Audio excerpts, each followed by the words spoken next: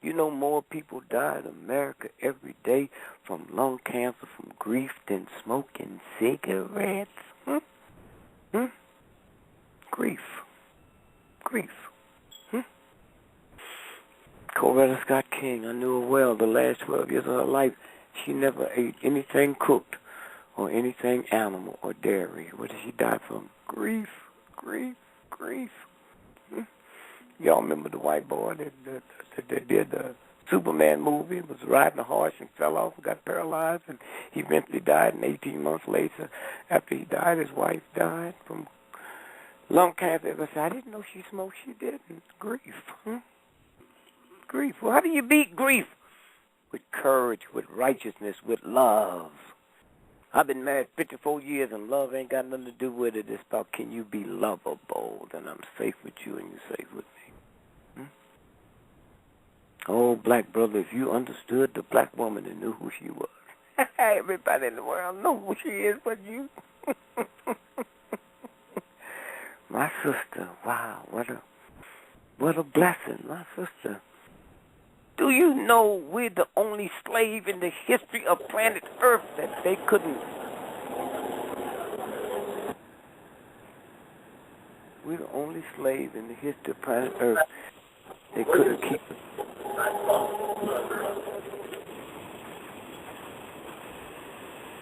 Loretta, is that your phone? Put it on mute, please.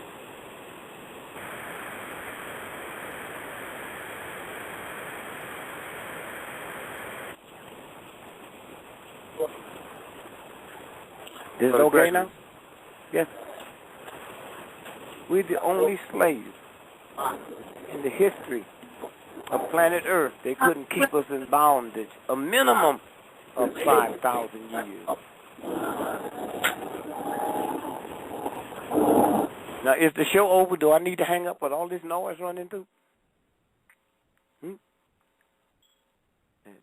Somebody didn't pay the meter? I just muted his phone. I can't hear you. I said I just had to mute my co-host's phone. His phone. I didn't know what was going on with his phone, but you're clear. The line is clear. Please mute. All right, let me say it again. We're the only slave in the history of the planet that they couldn't hold us in bondage 5,000 years minimum. Why? When they came to Africa and thought they were stealing workers, they were stealing scientists. We built the pyramid, boy. We the one that told you was the Big Dipper, huh? We're the one that told you we were the master astronomers. All the things they do now to maneuver in outer space, we taught them that. They learned that from us. And so they don't have to give nobody credit for it. They make like somebody from another planet came, but they make like ain't no such thing as unidentified flying objects, huh? But that's where we are. Slavery?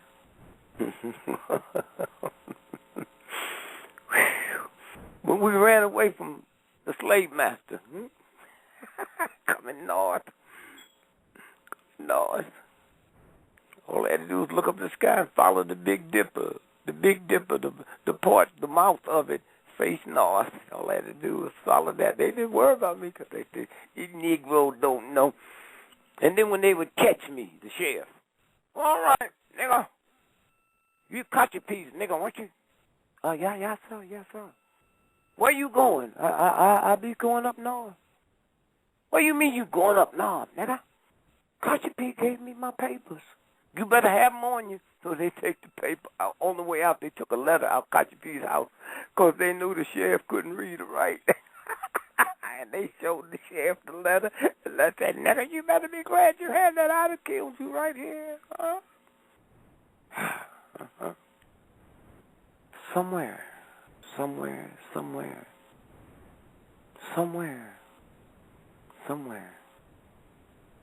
And now the effect it's had on us.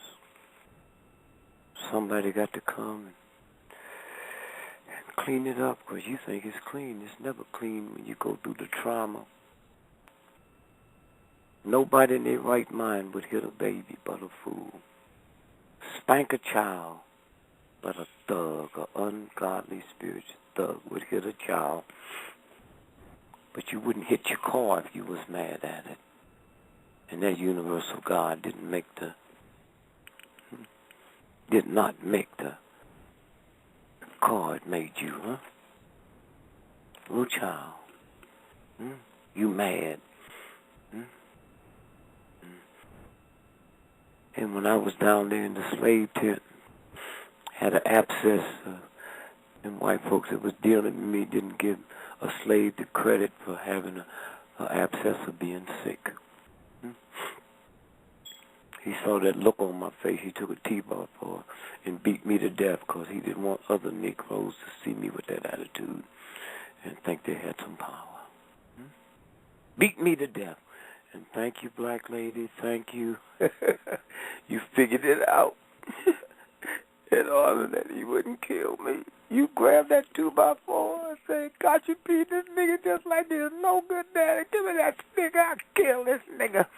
And she had to beat me almost to the point of death because no white man, heathen, dog, tramp would believe a mother would kill her own child. So she had to act, and she was hitting me, and that white boy was convinced. He laughed. He couldn't believe I saw this. And sometime we died, Papa. That's what that black woman meant. Say, this is going to hurt me more than it's going to hurt you. But they learned it and perfected it. That's that black woman. Huh? That's the black woman. Huh? That's my sister, my mother, my wife, my girlfriend, my niece, my aunt. Huh? That's her. So, black woman. And then one day, those thugs in Europe, see, Abraham Lincoln laid something on them. Abraham Lincoln's the first person that said slavery is an American problem, American problem, American problem. An American problem. They said, no, it's a Southern problem. He said, no, the textile industry in New York City and in London make more money in one day on that cotton than them cotton growers down there making 6 months, huh? Abraham Lincoln said that. Abraham Lincoln. Abraham Lincoln said that. And Abraham Lincoln also said, y'all can punch it up, favorite quotes of Abraham Lincoln. Abraham Lincoln said, I'm not against slavery, and I believe the Negro is inferior, but I also know that my God meant for one man to make another man work for free. That's what Abraham Lincoln said. He had no problem with it. But about a God. And he said, hear me good, y'all. There is a universal law. And for every nickel of free labor we got out of these blacks, we're going to pay it back 1,000 times. That's what Abraham Lincoln said. And every lick you've hit him, you get it back 100 times. That's happening now. White folks in America just is afraid of terrorists. We used to be afraid of white folks. It's coming back. And God ain't got nothing to do with these universal laws, huh? Universal laws. So that's what we're looking at today. That's what we're looking at today. So when them thugs in Europe had made so much money on slavery, they decided they want to be good Christians now and make it to heaven. So how am I get to heaven? Well, these white folks. Well, first we got to cut this slavery out. So they stopped all slavery. And then they said to America, hear me good now. Hear me good. Any American slave ship coming across the Atlantic with slaves, we're going to blow it out the water.